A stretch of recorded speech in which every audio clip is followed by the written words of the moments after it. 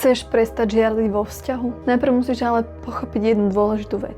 Veľa žien si myslí, musím byť menej žiarlivá, musím viac dôverovať, musím menej kontrolovať, musím sa snažiť viac, musím pracovať na sebe. Že žiarlivosť nevzniká vždy zo svojej neistoty. Niekedy vzniká z nedostatku pocitu bezpečia vo vzťahu. Keď napríklad partner skrýva pred nami nejaké informácie, veci, mobil, mení príbehy alebo jeho správanie je nekonzistentné, tak náš mozog to veľmi rýchle číta a vyhodnotí. Pre náš nervový systém je bezpečie vo vzťahu kľúčové. Ak ho necítiš, tak začneš byť prirodzene viacej ostražitá. Začneš si všímať detaily a začneš viac analyzovať. A potom to môže vyzerať ako žiarlivosť alebo tvoja neistota. Preto je dôležité položiť si jednu otázku. Žiarlim preto, lebo mám nejaké staré zranenie, videla som to v dome, niekto ma podviedol, porovnávam sa, neverím si, je to nejaká moja vnútorná neistota, alebo preto, že to správanie partnera vo mne vytvára neistotu. A žiarlivosť, to sú totiž dve úplne odlišné veci.